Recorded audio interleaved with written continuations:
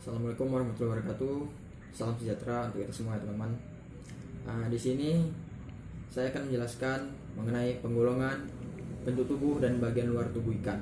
Di mana ikan yang kami pilih dari kelompok 3 yaitu ikan patin atau bahasa latinnya Pangasius pangasius. Ikan patin tergolong ikan Osteichthyes atau bertulang senjati.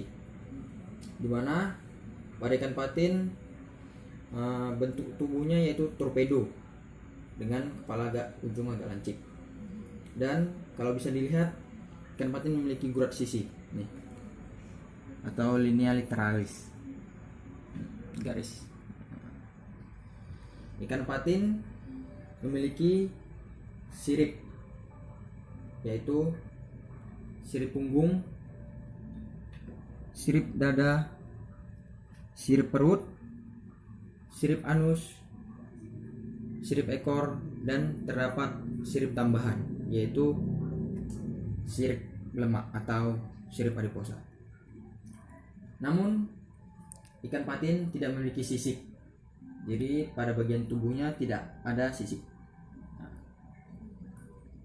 Ikan patin sendiri tergolong bagian ikan yang mana kalau dibelah dua secara vertikal, maksud saya secara horizontal, dia merupakan ikan bilateral simetris, dimana kalau dipotong dia itu panjangnya sama rata antara bagian kiri dan sebelah kanannya.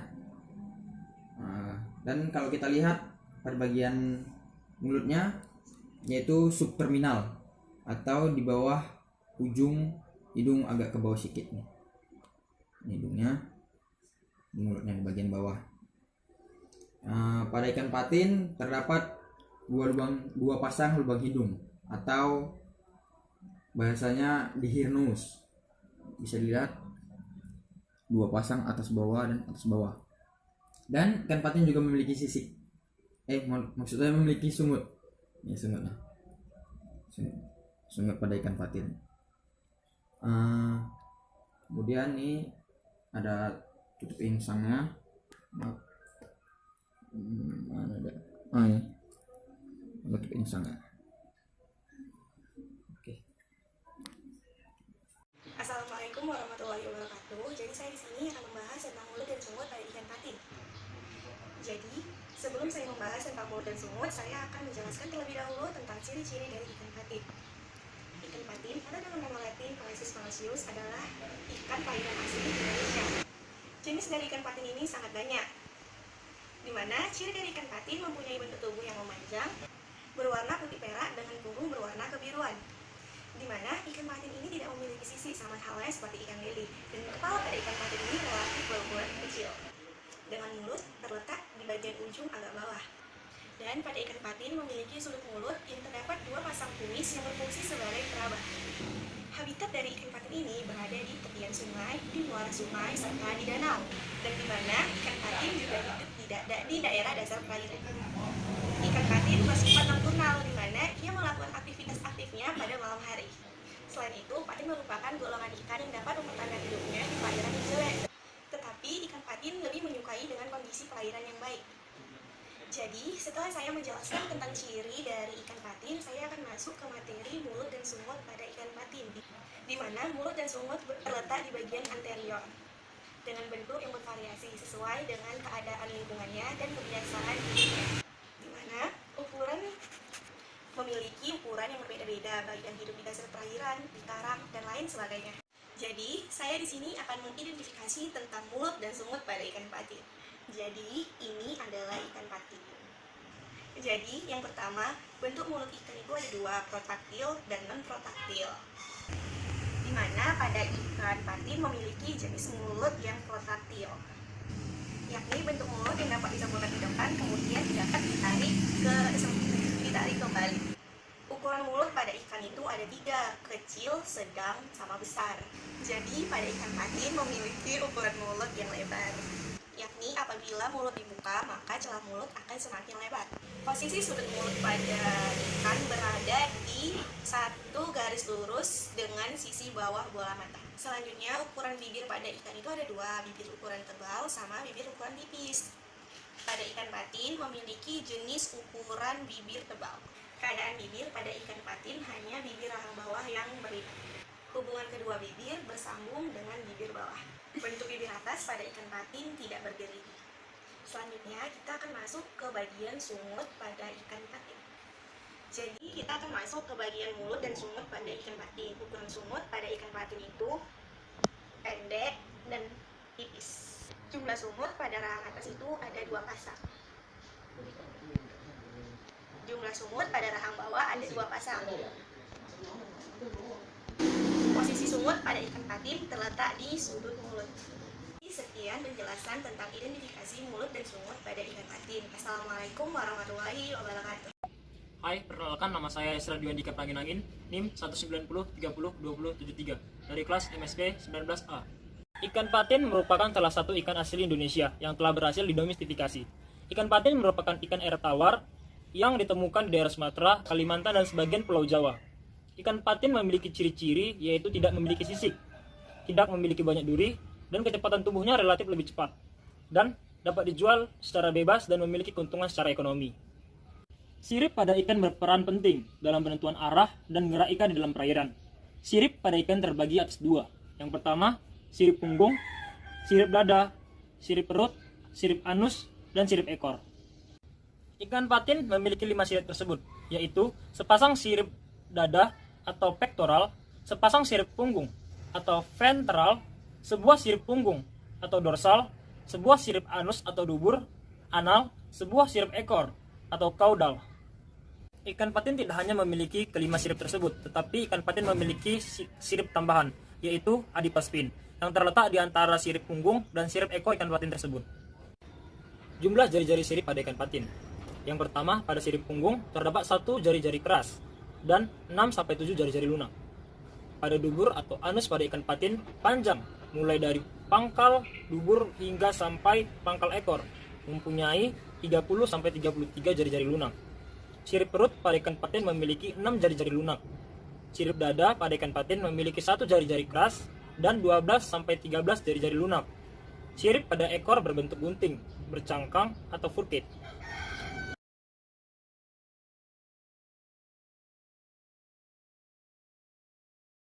Hai semuanya, perkenalkan nama saya Arman Anggi Sinovoi Malau, NIM 190302043, kelompok 3A, praktikum ichthyoologi. Kali ini saya akan menjelaskan tentang linea literalis, perhitungan sisik, dan juga morfometrik.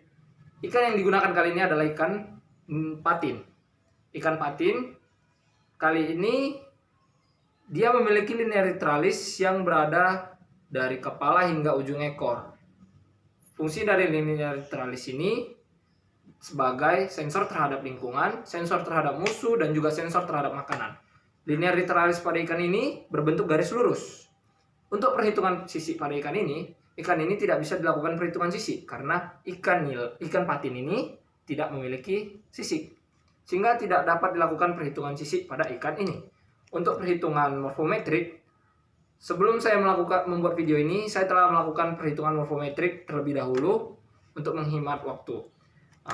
SL 28 cm, TL 32 cm, HDL 7 cm, BDH 8 cm, ED 4 cm, DL 5 cm, POL 5 cm, AL 6 cm, PL 3 cm, ORW 3 cm, IORL 4 cm, MOL 4 cm, dan SNL 3 cm. Demikianlah penjelasan saya terhadap materi perhitungan sisik, linea literalis, dan juga perhitungan morfometrik pada ikan patin. Terima kasih, saya Arman. Baiklah, kita masuk ke bagian selanjutnya, yaitu bagian tentang sistem integumen dan sistem otot ikan patin atau Pangasius. Jadi untuk mengetahui sistem ototnya, nanti kita akan memotong ikan dengan menggunakan alat tempur, yaitu pisau. Dan nanti kita potong pada bagian sini, dan bagian sini. Nah, nanti di sini kita ambil daging tengahnya ini, kemudian kita lihat susunan otot-ototnya. Nanti akan dibersihkan dulu terlebih dahulu, baru nanti akan saya lihatkan pada kamera. Baik, mari kita mulai.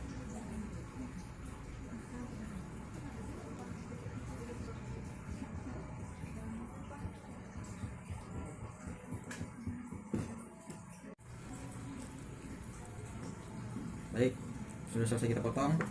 Kita ambil bagian tengahnya. Masih banyak darah-darah ya. Sebentar kita bersihkan dulu dengan kita cuci supaya nampak ya susunan otot-ototnya pada dagingnya.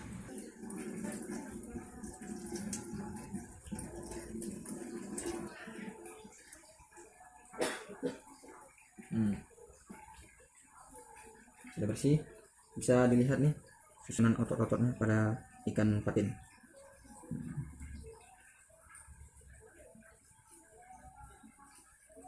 Baik, langkah selanjutnya kita akan menguliti bagian yang telah dipotong pada ikan patin tersebut menggunakan alat pisau juga. Jadi kita akan menguliti pada bagian sini untuk melihat bagian daging ikan patin tersebut.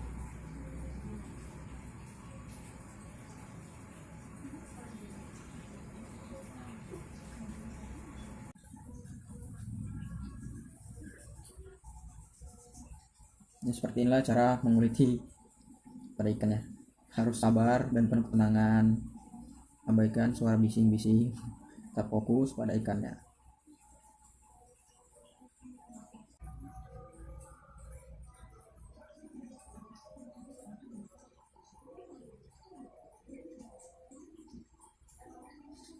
Oke. Baik. Nah, langkah untuk menguliti ikan tersebut sudah selesai. Bisa dilihat susunan otot pada ikannya serta pada kulitnya, jenis bentuknya ya. Seperti inilah susunan otot pada daging ikan patin. Bisa lihat dagingnya. Dan ini adalah kulit yang tadi pada ikan patin nih, setelah dikuliti seperti ini. Baik, sekian mengenai sistem integumen dan sistem otot pada daging ikan. Ya. Materi yang keenam yaitu sistem pernafasan. Salah satu kebutuhan yang paling mendasar bagi seekor ikan ialah harus adanya suplai oksigen yang cukup di dalam jaringan. Nah, oksigen diperlukan untuk melepaskan energi melalui oksidasi lemak dan gula. Energi yang terlepaskan digunakan untuk kegiatan tubuh di dalam menjalani masa kehidupannya. Morfologi atau susunan bentuk insang terdapat dua, yaitu satu insang yang memiliki katup insang dan yang kedua insang yang tidak memiliki tutup insang. Misalnya selaci. Pada selaci ini arcus brachialis mempunyai lanjutan yang panjang dan ujungnya melengkung sebagai septum interbranchiale. Mekanisme pernafasan pada ikan terdapat dua, yaitu fase inspirasi dan fase ekspirasi. Fase inspirasi yaitu pemasukan oksigen ke dalam alat pernafasan. Fase ini dapat terjadi apabila tekanan kafum oris lebih kecil daripada tekanan di luar. Nah, fase ekspirasi yaitu proses pelepasan udara dari alat pernafasan ke alam sekitarnya. Fase ini dapat terjadi apabila tekanan dalam kafum oris lebih besar dari tekanan di lingkungan luar. Nah, ikan tergolong ke dalam dua bagian, yaitu elasmobranchi, ikan bertulang rawan, dan telestoid, ikan bertulang sejati. Morfologi atau bentuk insang, yang pertama gillrakers, arcus branchialis, hemibranchialis, dan holobranchialis. Terdapat beberapa alat pernapasan tambahan pada ikan, yaitu satu, labirin, yang merupakan rawan yang berlipat-lipat seperti bunga mawar yang mengandung epitelum pernafasan. Yang kedua yaitu arborescens, yaitu merupakan bangunan yang berbentuk seperti pohon yang terletak pada bagian atas lengkung insang kedua dan ketiga. Selanjutnya diverticula, yaitu terletak pada daerah paring. Dan yang terakhir yaitu gelembung renang. Gelembung renang pada ikan berwarna keputih-putihan. Secara umum gelembung renang terdiri dari dua rongga, tapi ada dua jenis ikan yang sulit ditemukan gelembung renangnya. Bentuk gelembung renang pada setiap jenis ikan cukup bervariasi. Bahkan di antara kedua rongga itu bisa jadi variasi seperti halnya pada ikan mas atau Cyprinocertio, rongga bagian anterior lebih besar daripada rongga bagian posterior. Tetapi ada juga bagian posterior lebih besar daripada bagian anterior, contohnya pada ikan tawes atau Puntius javanicus. Udah. Praktikum kali ini saya mencoba dengan ikan patin atau Pangasius hypothalamus. Letakkan ikan patin Pangasius hypothalamus di atas kertas milimeter blok dengan ukuran 30 cm. Selanjutnya ditimbang ikan patin berukuran 550 gram. Buka katup insangnya dan ambil insang yang terdapat pada ikan patin. Lepaskan insang dari katup insang.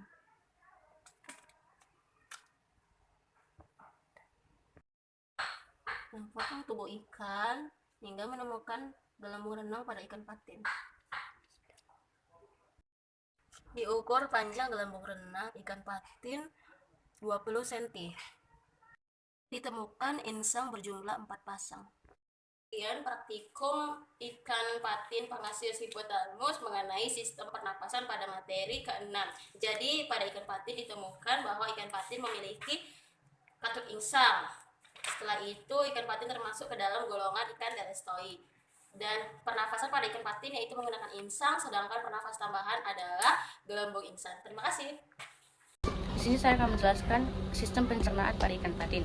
Sistem pencernaan pada ikan patin terbagi menjadi dua, yaitu saluran pencernaan dan kelenjar pencernaan.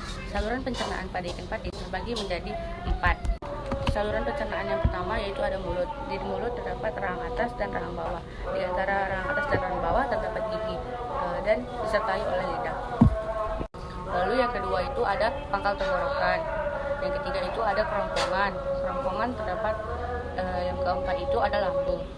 Lambung itu seperti ini. Lambung terdapat di sekitaran usus atau hati. Yang kelima itu ada usus. Usus itu lambung seperti ini. Fungsi dari saluran pencernaan yaitu mencerna makanan yang masuk. Yang kedua, alat transportasi yaitu mengangkut bahan-bahan kimia. Yang ketiga, pencernaan kimiawi. Yang keempat, menyerap sari-sari makanan. Sekian dari saya. Sistem rangka. Sistem rangka adalah bagian penyusun dari tubuh ikan yang terdiri dari tulang benar dan tulang rawan yang menempel pada tendon dan ligamen. Nah, rangka pada ikan itu tuh berfungsi untuk menegakkan tubuh, menunjang dan atau menyokong organ-organ yang ada di dalam tubuh ikan. Nah, tulang-tulang penyusun rangka ikan itu tuh dibagi menjadi 3 jenis. Nah, yang pertama itu ada rangka aksial. Rangka aksial yang terdiri dari tulang tengkorak, tulang punggung, dan tulang rusuk. Terus ada rangka visceral yang terdiri dari tulang lengkung insang dan devirat-deviratnya. Ada rangka apendikular. Nah, yang terdiri dari sirip dan pelekat-pelekat. Pelekat-pelekatnya. Tulang tengkorak pada ikan itu berperan untuk membungkus atau melindungi otak karena otak merupakan organ lembut tetapi mempunyai peranan besar bagi ikan. Chondrocranium pada ikan Elasmobranch memiliki kotak-kotak yang membentuk atap otak bagian yang tidak kompleks. Sedangkan yang neurocranium terdiri dari bagian endosteal yang membentuk lantai kotak otak dan ectosteal yang membentuk atap otak. Tulang branchoranium ada 3 jenis, yaitu rahang atau mandibular, ada tulang hial, sama ada tulang branchial. Terus vertebrae. Ruas-ruas vertebrae merupakan rangka ikan yang tersusun mulai dari belakang tengkorak sampai ke ekornya. Nah, ruas vertebrae yang terdapat di daerah abdominal memiliki tulang rusuk. Nah, dia tuh mempunyai 2 ruang rusuk, ada yang kiri dan juga ada yang kanan. Nah, tulang rusuk itu dia itu berfungsi untuk melindungi organ-organ yang terdapat di dalam tubuh ikan. Yang terakhir ada rangka apendikular. Nah, rangka apendikular itu tersusun dari beberapa ruas tulang yang menghubungkan cucuk hymal maupun cucuk neural dengan dasar jari-jari sirip.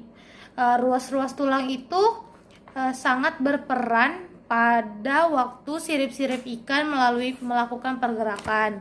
Sekian penjelasan dari saya, terima kasih. Yang tidak kompleks. Sedangkan yang neurocranium terdiri dari bagian endosteal yang membentuk lantai kotak otak dan ektosteal yang membentuk atap otak. Tulang branchioranium ada 3 jenis, yaitu rahang atau mandibular, ada tulang hial, sama ada tulang branchial. Terus vertebrae. Vertebrae Ruostomus vertebrae merupakan rangka ikan yang tersusun mulai dari belakang tengkorak sampai ke ekornya. Nah, ruas vertebrae yang terdapat di daerah abdominal memiliki tulang rusuk.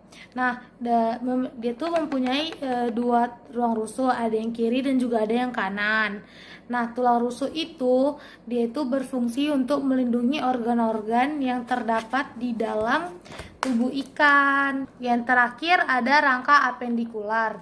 Nah, rangka apendikular itu tersusun dari beberapa ruas tulang yang menghubungkan cucuk hymal maupun cucuk neural dengan dasar jari-jari sirip.